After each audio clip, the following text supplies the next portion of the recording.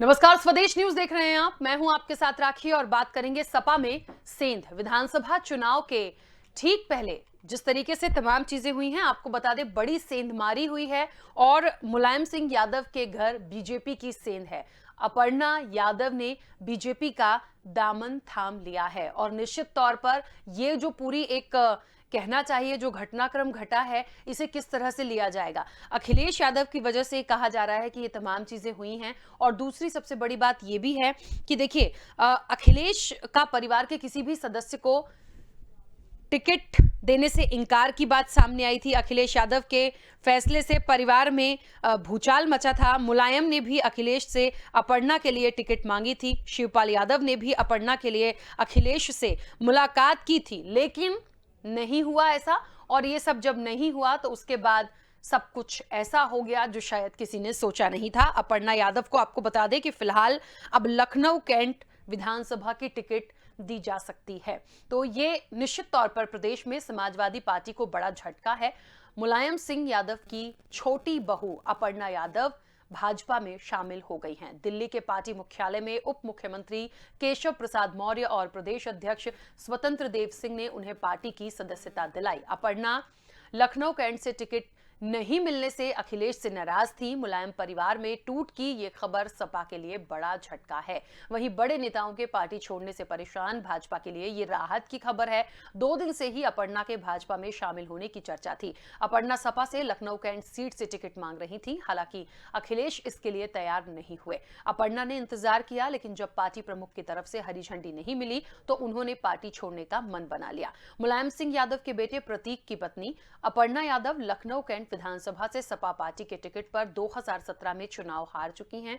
चुनाव हारने के बाद भी अपर्णा यादव लखनऊ कैंट क्षेत्र में सक्रिय रही हैं। समाजवादी पार्टी के लिए ये कितना बड़ा झटका है और बीजेपी इसका कितना फायदा उठा सकती है, सपा के घर में ये कितनी बड़ी सेंध माने हम, इसी पर हम चर्चा को आगे बढ़ाएंगे। लेकिन आपको ये भी बता दें कि बीजेपी में आने के बाद अपर्णा ने क्या कुछ कहा था और बीजेपी ने किस अंदाज में उनकी अगवानी की, वो भी देख लेंगे।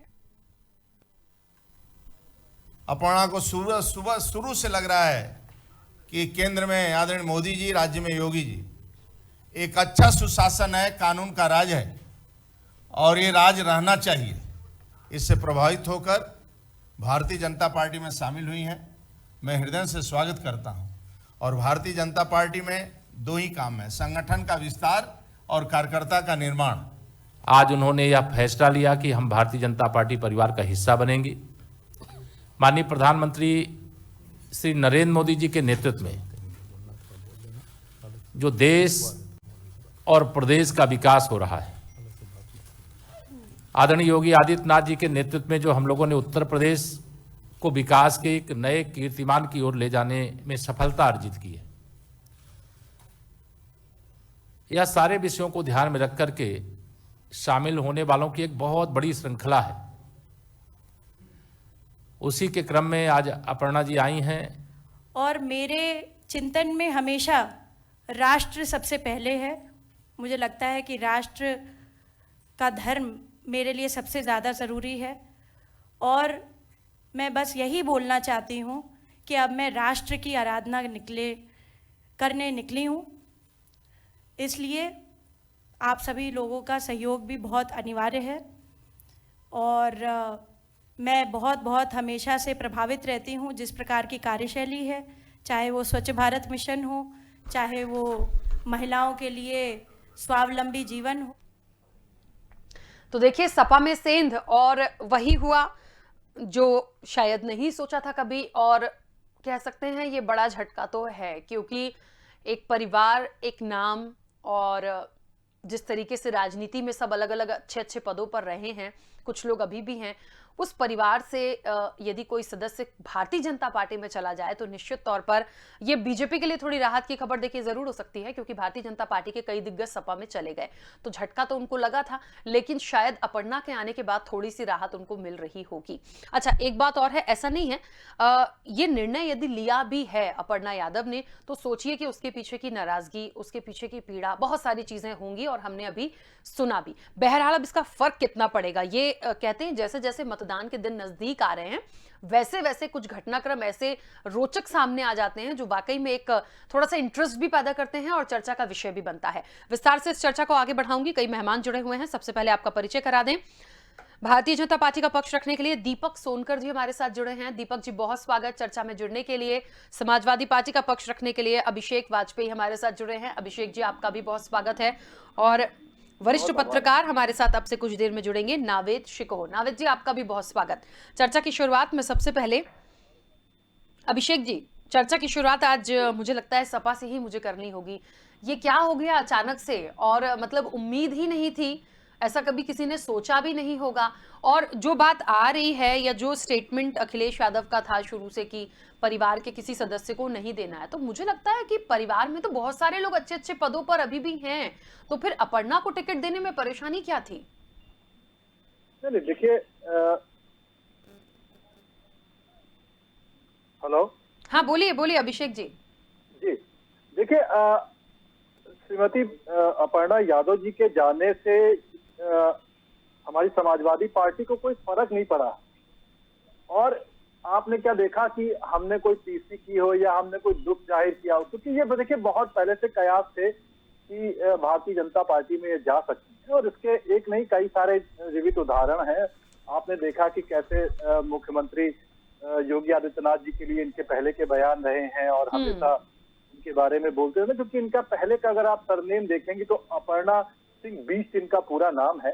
और जब हमारे छोटे भैया के शादी में जब शादी हो गई तब उसके बाद इनका सरनेम यादव हो गया था। लेकिन समय समय पर आपने देखा कि जब पिछली बार विधानसभा चुनाव में अपर्णा यादव जी ने जब कैंट सीट से दावेदारी पेश की थी, तो आदरणीय अखिलेश यादव जी व श्रीमती डिम्पल यादव जी वो खुद स्वयं प्रचार के लिए गई थी और लोगों से जनादेश भी मांगा था और बाकायदा आशीर्वाद प्यार भी लोगों ने दिया हुआ था, वो भी इस भरोसे कि वो मुलायम परिवार की बहू है और उसका सम्मान भी उन्होंने किया हुआ था। लेकिन बहुत इस प्रकरण में अगर आप देखेंगे तो बहुत पहले से कयास लगाए जा रहे थे कि वो भारतीय जनता पार्टी में जाना चाह रही थी, और कई बार उन्होंने बयानबाजी भी दिया था कि वो भारतीय जनता पार्टी की नीतियों से प्रभावित है। तो इसलिए हमें कोई फर्क नहीं पड़ता, ये उनका स्वयं का निर्णय है कि वो किस पार्टी में जाना चाहते हैं, वो अपना निर्दलीय लड़े, किसी पार्टी के साथ लड़े, वो उनका अपना स्वैच्छिक है कि वो कहाँ पे जाना चाहते, किस हिसाब से करना चाहते हैं। उसमें कोई, यही लोकतंत्र की खूबसूरती है कि एक परिवार में दूसरा व्यक्ति जहाँ पे जाना चाहता है उसका बिल्कुल जाए। लेकिन यही अखिलेश यादव जी अगर जब टिकट देते हैं तो आदमी कहता है कि परिवारवाद को बढ़ा रहे हैं, उसके बाद अब टिकट नहीं दे रहे तो आदमी जब छोड़ करके जा रहा है तो बिल्कुल स्वागत है, उसको जाना चाहिए। और जहाँ पे हमने आदरणीय अखिलेश यादव जी ने पहले भी कहा हुआ है कि जो जिताऊ कैंडिडेट होगा हम सिर्फ उसको ही टिकट देंगे, उसके अलावा किसी भी व्यक्ति को नहीं देंगे, और जहाँ पे हमें लगेगा टिकट चेंज करना है उस हिसाब से वो चेंज करेंगे। इसलिए पहले भी उन्होंने आदरणीय अखिलेश यादव जी ने संदेश दिया हुआ है, खुले मंचों पर दिया हुआ है। ठीक है, चलिए मैं वापस आती हूँ। दीपक जी, भारतीय जनता पार्टी के कई दिग्गज सपा में गए थे, पर मुझे लगता है अपर्णा के आने के बाद थोड़ी सी शायद राहत महसूस हो रही होगी।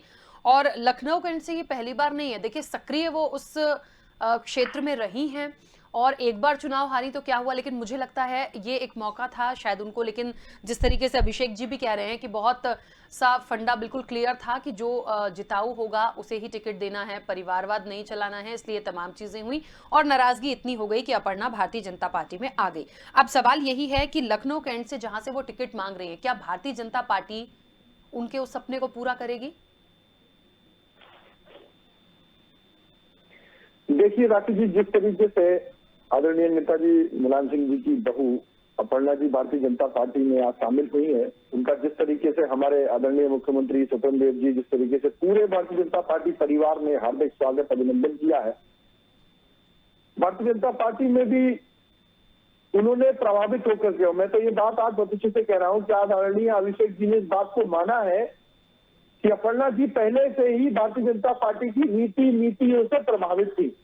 उन्होंने अपने स्टेटमेंट में भी यही बोला कि मैं नरेंद्र मोदी जी के, आदरणीय प्रधानमंत्री नरेंद्र मोदी जी और आदरणीय योगी आदित्यनाथ जी की विचारों से प्रभावित होकर के राष्ट्रहित में होने के नाते मैं भारतीय जनता पार्टी में शामिल हो रही हूँ।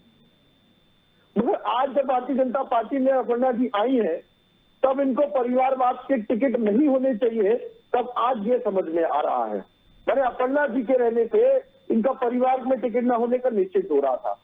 निश्चित रूप से ये बिल्कुल तय है, अभी कैंट क्षेत्र से किसका टिकट होगा, कौन भारतीय जनता पार्टी का प्रत्याशी होगा, इसको लेकर के नेतृत्व निर्णय करेगा, वो अभी निर्णय बाकी है।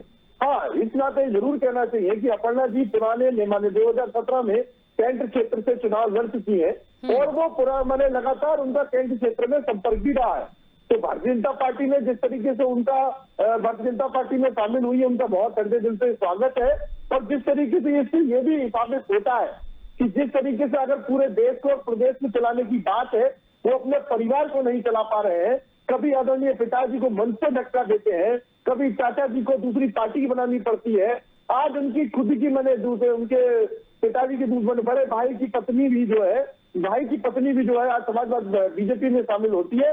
तो इससे पता लगता है कि परिवार में कितनी बड़ी कलह चल रही है। जो परिवार की कलह को नहीं सुलझा पा रहा है, जो परिवारवाद के विवादों को निपटा पा रहा है, वो जनता के विवादों को क्या निपटाएंगे, वो जनता की समस्या को क्या सुलझाएंगे, ये एक बड़ा प्रश्न खड़ा होता है। ठीक है, चलिए नावेद जी, क्या लगता है ये अपर्णा यादव का जिस तरीके से भारतीय जनता पार्टी में आना कितना फायदेमंद भारतीय जनता पार्टी के लिए और कितना नुकसान समाजवादी पार्टी के लिए? जी, मेरा जहां तक समझ है पॉलिटिकल जो मैंने बातों को समझा है, मुझे तो लगता है कि ये समाजवादी पार्टी के लिए बहुत बेहतर और भाजपा के लिए बहुत कुछ अच्छा नहीं है। इसकी वजह यह है कि ये कहीं ना कहीं समाजवादी पार्टी की कलह की वजह बनी थी। एक समय रहा, खासतौर से पिछले विधानसभा चुनाव के आसपास जो मुलायम परिवार में आपस में तकरारें हुई, झगड़े हुए और डिस्प्यूट्स पैदा हुए, उसमें ये भी एक कैरेक्टर थी और उसकी वजह से समाजवादी पार्टी को बहुत बड़ा नुकसान हुआ था। और ये लगातार कहती रही हैं कि मैं भारतीय जनता पार्टी की विचारधारा से जुड़ी हुई हूँ। आदित्यनाथ योगी जी के साथ में उन्होंने उनसे मुलाकात की और उनकी गौशाला में उनको आमंत्रित किया। इस तरीके से भारतीय जनता पार्टी से कहीं ना कहीं उनका एक कोई रिश्ता बना हुआ था। और जब कोई घर में रहकर अपने घर के माहौल और उसकी विचारधारा और अपने लोगों की बुराई करता है या अपने घर के प्रतिद्वंदी की तारीफ करता है तो ज्यादा नुकसानदेह होता है, लेकिन जब घर से बाहर चला जाता है तो उतना नुकसान नहीं होता है। समाजवादी पार्टी के लोगों की जहां तक व्यूज आ रहे हैं, जो खासतौर से अखिलेश यादव जी करीब इस मामले को लेकर बिल्कुल भी चिंतित और परेशान नहीं दिखे। उनकी बॉडी लैंग्वेज, उनके शब्द, क्योंकि ये कहीं ना कहीं एक घर में कलह का कारण थी और समाजवादी पार्टी के लिए उनका कोई इसलिए फायदा नहीं था कि ना तो वो जाति के आधार पर, ना वो एक जनाधार के आधार पर, ना है किसी अनुभव के आधार पर किसी भी पार्टी के लिए बहुत फायदे। मैं ये नहीं कह रहा हूँ, लोकतंत्र में हर पार्टी से कोई भी किसी भी समय एक वर्कर के तौर पर शुरुआत कर सकता है, आगे बढ़ सकता है, बहुत बड़ा नेता भी बन सकता है, लेकिन हम उनको बहुत बड़ा नेता, जनाधार का नेता तो नहीं मानेंगे। उन्होंने, जहां तक याद है, हम लोगों ने कवर किया है कैंट विधानसभा चुनाव सीट के लिए उन्होंने समाजवादी पार्टी पर दबाव बनाया था, अखिलेश यादव पे दबाव बनाया था कि मुझे सीट चाहिए। उसको लेकर मुलायम परिवार में बहुत लंबा झगड़ा हुआ था और आखिरकार मुलायम सिंह यादव जी की सिफारिश पर उनको टिकट दिया गया था और वो हार गई थी। उस सीट पर जीतने के लिए तमाम मुलायम सिंह के दबाव में और उनके आदेश पर बहुत कोशिश की थी समाजवादी पार्टी ने कि वो जीत जाए। पहले तो अखिलेश यादव उनको टिकट देने को राजी नहीं थे, ये सब बाकायदा खबरें चली थी और एक विवाद हुआ था। फिर जब उनको टिकट दिया गया तो वो जीती नहीं थी। तो अब इस वक्त भारतीय जनता पार्टी में जाके वो उनको टिकट मिले कैंट या कहीं से भी और वो जीत जाए, ये मुझे नहीं लगता है कि भाजपा के लिए वो फायदेमंद होगी। हाँ, ये जरूर है कि सपा में एक विवाद हुआ करता था उनको लेकर, या जो वो अपना हक मांगती थी, पारिवारिक जो पॉलिटिकल विरासत का हक मांगती थी, तो वो फ्रेम से बाहर होके समाजवादी परिवार, खासतौर से मुलायम परिवार के लिए कहीं ना कहीं इत्मीनान पैदा करने वाला कदम है। बिल्कुल ठीक है। एक बात और है, देखिए यहाँ पर ये जो कुछ भी हुआ है, जितना वाकई में एक पॉलिटिकल एनालाइज देखें हम, तो कहीं ना कहीं एक चीज तो बहुत स्पष्ट होती है कि देखिए बहुत भारतीय जनता पार्टी के मित्र को जवाब देना चाहता हूँ मैडम। हाँ, एक मिनट मेरी बात पूरी हो जाए। ठीक है, चलिए पहले आप बोल लीजिए, पहले आप बोलिए।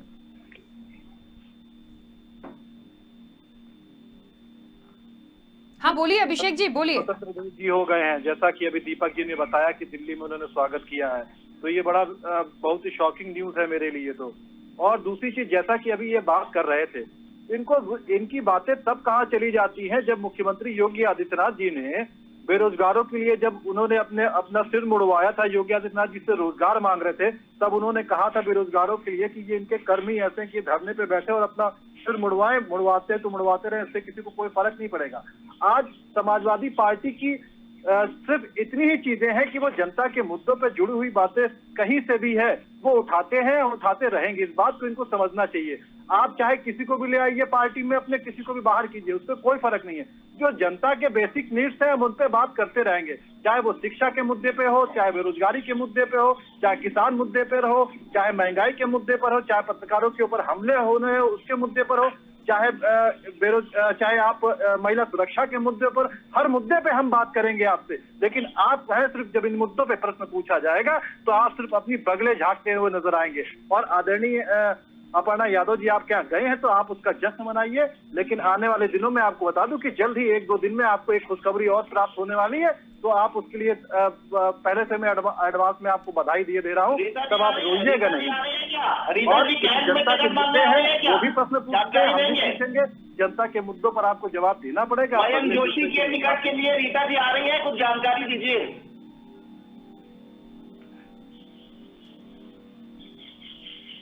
अभिषेक जी, आप ही से सवाल है जी, नाविद जी। एक बहुत ये पॉलिटिकल एक हलचल का एक पहलू हम लोगों ने देखा कि वो समाजवादी पार्टी से भारतीय जनता पार्टी चली गई और एक शर्त उनकी होगी, ये घोषित नहीं है लेकिन हम लोग उसको एनालाइज कर रहे हैं कि उनकी जिद जो थी वो कैंट सीट से थी। लखनऊ की कैंट सीट एक महत्वपूर्ण है।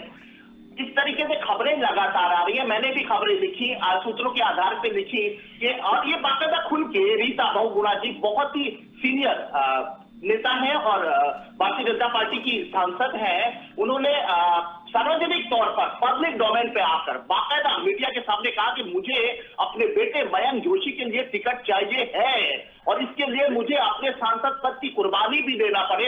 जाहिर सी बात है कि अगर यहाँ पर उनकी आज एंट्री हुई है तो उनको अगर कैंट का टिकट दिया जाएगा तो कैंट का टिकट के लिए भारतीय जनता पार्टी में जो है वो अब वो जगह नहीं बचेगी। तो जाहिर सी बात है कि जो खबरें चली, हो सकता है वो गलत खबरें हो, वो सूत्रों के आधार पे चली है कि समाजवादी पार्टी के मुखिया अखिलेश यादव जी से रीता बहुगुणा जोशी जी की मुलाकात हुई है और उन्होंने इस शर्त पे कि मयंक जोशी यानी उनके बेटे को कैंट से टिकट दिया जाए, अगर टिकट दिया जाता है तो वो खुद भाजपा छोड़ के समाजवादी पार्टी में शामिल हो जाएंगी। मैं समझता हूँ सपा के लिए एक बहुत बड़ी सफलता होगी, क्योंकि रीता बहुगुणा जोशी एक बहुत सीनियर नेता उत्तर प्रदेश की, वो कांग्रेस में रही, वो भारतीय जनता पार्टी में फिर आ गई और उनका एक बड़ा वर्चस्व है, वो ब्राह्मण है और वो पहाड़ से ताल्लुक रखती है। खासतौर से कैंट सीट के लिए उनका एक बहुत बड़ा मान है, 2 बार चुनाव जीत चुकी है। बिल्कुल नाविद जी, अभिषेक जी अभी कुछ देर पहले खुशी की बात कह रहे थे कि 1-2 दिन रुकिए, बड़ी खुशी मिलेगी। मुझे लगता है यही तो नहीं है, मुझे लगता है यही वो बड़ी खुशी तो नहीं है अभिषेक जी। यही है। मैं आ रही हूँ दीपक जी, आ रही हूँ दीपक जी, 1 मिनट आ रही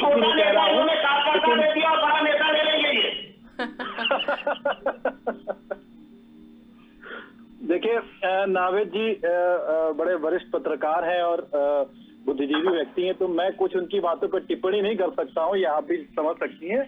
और आने वाले 1-2 दिन में पता चल ही जाएगा कि हमारे भारतीय जनता पार्टी के मित्र को कि क्या होने वाला है, क्या नहीं होने वाला। ठीक है, चलिए दीपक जी बहुत देर से कुछ कहना चाह रहे हैं, बोलिए। चलिए, अभिषेक जी तो नहीं बताएंगे, खुशखबरी की डेट और तिथि मैं बता देता हूँ। 10 मार्च को आपको बड़ी खुशखबरी मिलेगी, जिसमें आपको बड़ा हर्षल संलाप के साथ आपको बड़ी खुशखबरी मिलेगी कि भारतीय जनता पार्टी ने अपनी कुल बहुमत के साथ सरकार बना ली। दूसरी बात, जिस तरीके से आप बात करते हो ना, भैया अभिषेक जी, मैं आपसे ये भारतीय जनता पार्टी आप जब बोल रहे थे तो मैं बोला नहीं हूँ, अब आप बिल्कुल शालीनता से प्रतिशत लेकर मेरा जवाब सुनिए। आप जब मैं आपसे बोल रहे थे तो मैं बोला नहीं हूँ, मैंने कोई टिप्पणी भी नहीं करी, आपकी बात को स्वीकार करके उसी बात को मैंने बताया ना, मैंने कोई टिप्पणी भी नहीं करी, मैंने कोई जवाब भी, मैंने आपकी बात का जवाब दिया। इसीलिए जिस तरीके से मैंने भाषणकर्ता के साथ साथ श्रोताकर्ता भी थोड़ा बन जाइए। जैसे आपने तो बोला, मैं चुपचाप से सुन रहा था, अब थोड़ा सुनने की भी क्षमता रखिए। हाँ बिल्कुल है, आप बात कर रहे हो ना, कि जिस तरीके से बेटियों की सुरक्षा देने का काम किया है भारतीय जनता पार्टी ने, आज उसी सुशासन की व्यवस्था देख करके आपके यहाँ से अपर्णा जी भारतीय जनता पार्टी से जुड़ रही है। जिस तरीके से आपके पार्टी के लोग, समाजवादी के लोग किस तरीके से बहनों के लिए कहते हैं कि जब हम लोग एक कार्यादेश पास होता है बेटियों को लेकर के, मैं माफी चाहता हूं कि शादी होगी तो वो हमारे उसका भी जवाब आपको देना पड़ेगा, उसका भी जवाब आपको देना पड़ेगा, उसका जवाब भी जनता से पूछ रही है। उन्होंने क्या कहा था? दूसरी बात मेरी बात अभी पूरी नहीं हुई, मेरी बात अभी पूरी नहीं हुई, मेरी बात अभी पूरी नहीं हुई, नहीं कहा था। मेरी बात अभी पूरी नहीं हुई। ठीक है, अभिषेक जी बोलने दीजिए। तरीके से आपने किस तरीके से आपने जिस पार्टी से गठन करने के बाद मुजफ्फरनगर के घटना करने वालों को उनको अपने प्रत्याशी बनाया है, किस तरीके से नावद हसन जैसे लोगों को अपने प्रत्याशी बनाया है, वोटी वोटी करने वाले लोगों का आप स्वागत कर रहे हैं, हमें अच्छे प्रत्याशी बना रहे हैं। अब तो आप अपने आप को अपडेट कीजिए, आप अपने आप को, आपको चाहिए कि अपडेट होने की जरूरत है। आपने प्रत्याशी बनाया नहीं था क्या? अरे भैया आपके राज्यपाल ने, अभिषेक जी मैं आपको बता दे रहा हूँ, आपके यहाँ तो पैटर्न जनता उत्तर प्रदेश की जान रही है, समाजवादी पार्टी ने जेल में रहने वालों को प्रत्याशी बनाया है तो बेल पर रहने वालों को प्रत्याशी बनाया है। अब पूरी सूची आपकी उठा करके देख लीजिए, या तो वो जेल में बैठे हुए हैं चाहने वाला है, तो उसका जवाब होने के बाद 2022 में हम आपको मीठा कराएंगे। माननीय अभिषेक भाई, बड़े भाई, आपको उसका जवाब 2022 में जनता फिर से देगी। नहीं, बिल्कुल जनता देगी, निश्चित रहिए। आपने 10 किलो राशन दिया होगा, 200 रुपये का झोला दिया होगा, चलिए मुझे लगता है ये जो खुशखबरी की बात हो रही थी, हालांकि दीपक जी ने कहा कि 10 मार्च को मिलेगी खुशखबरी, पर मुझे ऐसा लग रहा है एक और बड़ी चीज है नाविद जी। ठीक है, चलिए मेरा सवाल होने दीजिए। नाविद जी, मुझे ऐसा लग रहा है अखिलेश यादव तो ये भी कह रहे थे कि अब हम किसी को एंट्री नहीं देंगे, अब कोई इधर नहीं आएगा, तो मुझे ऐसे में ये एक और बड़ी रोचक सी चीज लग रही है कि रीता बहुगुणा जोशी का यदि कुछ होता है तो फिर ये और थोड़ा सा बयान से पलट के हो जाएगा यदि उनकी एंट्री हो गई तो, और उनको मना वो कर नहीं पाएंगे। ये राजनीति है, रोक उनको कोई नहीं पाएगा। देखिए, अखिलेश यादव जी के पास में सीटों की क्राइसिस है, बात को मानना पड़ेगा, और वो आप सीटों में एडजस्ट नहीं कर पाएंगे। दरअसल उनके साथ में एक रीता जी वाला जो मामला है उसमें कोई मुश्किल इसलिए नहीं आएगी क्योंकि शहर की सीटें, खासतौर से लखनऊ की सीटों में 20 सेंटर की जो सीटें हैं जहां पर भाजपा का उस दौर में भी वर्चस्व रहा है और भाजपा जीतती रही है जब भाजपा का कुछ भी नहीं था उत्तर प्रदेश में, तो ये कैंट की सीट के लिए बहुत कुछ उम्मीद समाजवादी पार्टी नहीं करती, और ना उस सीट के लिए समाजवादी पार्टी के वर्कर और दावेदार उस सीट के लिए लाइन लगाए पड़े हुए। वो एक सीट समाजवादी पार्टी के लिए हारी हुई सीट है एक तरह से, क्योंकि वहां पर जीतना बड़ा मुश्किल होता है। इसलिए उस सीट पे एडजस्ट करना एक सीट के लिए मयंक जोशी के लिए बहुत बड़ी बात नहीं है। और शहर में जो सीटें हैं खासतौर से कैंट की, यहाँ पर बहुत लंबी लाइन नहीं लगी है। समाजवादी वर्कर कहीं कहीं क्या हो रहा है कि एक एक सीट के लिए 50-50 लोग लगे हुए हैं समाजवादी पार्टी में या भाजपा में लगे होंगे। जो जमीन के लोग हैं, जो ग्राउंड के लोग हैं, जो खाटी समाजवादी हैं पार्टी के, वो नाराज होते हैं कि साहब आपने बाहर के लोगों को टिकट दे दिया और हमें ये मौका नहीं दिया। ये उन सीटों के लिए ज्यादा इस तरह की बातें सामने आती हैं जिन सीटों पर समाजवादी पार्टी की दावेदारी मजबूत होती है। लेकिन कैंट वो सीट है जहां पर समाजवादी पार्टी ना कभी जीती और ना कुछ जीतने की उम्मीद की जा सकती है। लेकिन अगर रीता बहुगुणा जोशी जी वहां पर अपना दांव लगा देंगे अपने बेटे के लिए, और वो क्योंकि पहाड़ से संबंध रखती है, वो ब्राह्मण है, क्योंकि उसका इतिहास उस सीट का देखिए तो पहाड़ी और ब्राह्मण ये हमेशा सीट निकालते हैं, क्योंकि वहां की आबादी जो है वो पहाड़ से ताल्लुक रखने वाली और ब्राह्मणों की है। तो इस बात के मद्देनजर वो सीट देने में अखिलेश यादव जी को बहुत मुश्किल नहीं होगी और एक सीट देकर एक बड़ा फायदा उठा सकते हैं। एक बड़ी महिला नेता, एक बहुत ही परिपक्व, जिनका उत्तर प्रदेश में बड़ा जनाधार है। जब कांग्रेस का वर्चस्व बिल्कुल खत्म हो गया था उत्तर प्रदेश में, तब भी वो जब चुनाव लड़ती थी तो वो फाइट करती थी बीजेपी से, और बहुत अच्छा मुकाबला, और वो अपनी जान फूंक देंगी मुझे लगता है। और उस सीट पे अगर समाजवादी पार्टी को ये लगेगा कि अगर शहर से हम सीट निकालना है तो ये मेरे लिए एक बड़ी उपलब्धि होगी। ठीक है, हाँ दीपक जी कुछ कह रहे हैं? देखिए, जिस तरीके से भारतीय जनता पार्टी ने अपना विकास की यात्रा शुरू करी है। हम लोग तो उसी विकास की यात्रा के संकल्प के साथ बढ़ रहे हैं। मैं आदरणीय नावेद जी वरिष्ठ पत्रकार है, उनको बताता हूँ कि अभी ये बात का विषय है, अभी नीता जी भारतीय जनता पार्टी में है, हाँ बिल्कुल, अभी उनका जाना बिल्कुल अभी तय नहीं है। जब तक घोषणा नहीं जाती हम किसी निर्णय पर नहीं पहुंच सकते, हम किसी की भी कल्पना नहीं कर सकते। तो इसीलिए भारतीय जनता पार्टी के साथ जो आदमी है और अभी इसमें क्या निर्णय होने वाला है वो आगे शीर्ष नेतृत्व तय करेगा। और मेन बात अगर कैंट विधानसभा चुनाव की है तो उसको लेकर के जो बैठे हुए हमारा शीर्ष नेतृत्व जो लगातार तय हो रहा है तो वो तय होगा जहां भारतीय जनता पार्टी के शीर्ष नेतृत्व तय करेगा, भारतीय जनता पार्टी के कार्यकर्ता वही समर्पित के साथ चलेंगे। और निश्चित रूप से जिस तरीके से हमने उत्तर प्रदेश को उत्तम प्रदेश बनाया है, जिस तरीके से हमने उत्तर प्रदेश को देश के अंदर नंबर 1 प्रदेश बनाया है, निश्चित रूप से हमने 2014 में भी जनता का आशीर्वाद हासिल किया था, 2017 में भी जनता का आशीर्वाद हासिल किया था, 2019 में भी हमने जनता का आशीर्वाद हासिल किया था और लगातार इसी विकास की यात्रा के तहत हम 2022 में भी बड़े मतों के साथ मैंने 300 से ज्यादा अधिक सीटों से जनता का आशीर्वाद प्राप्त करने जा रहे हैं। चलिए देखते हैं, ये वाकई देखना दिलचस्प होगा। समय की सीमा है। आप सभी मेहमानों का बहुत शुक्रिया इस चर्चा में जुड़ने के लिए। तो एक बात तो बहुत स्पष्ट हो गई, समाजवादी पार्टी ये कह रही है कि अपर्णा यादव के जाने से हमें कोई फर्क नहीं पड़ता। देखिए आपको अभी फर्क नहीं पड़ रहा है क्योंकि बहुत सारे दिग्गज भारतीय जनता पार्टी के आपके पास आए हैं, लेकिन जिस सीट से वो टिकट मांग रही थी वाकई में एक बहुत अच्छी बात नावेद जी ने निकाली है, क्योंकि ये राजनीति है, कब कौन किसके साथ जाकर क्या खेल कर देगा आपको नहीं पता। और हम रोज ही देख रहे हैं जैसे जैसे मतदान की तारीख नजदीक आ रही है वैसे ही ये दल बदल चल ही रहा है अभी भी। अब देखते हैं आने वाले समय में इसका कितना प्रभाव पड़ता है। फिलहाल चर्चा में इतना ही। बने रहिए स्वदेश न्यूज के साथ, सबसे पहले देश।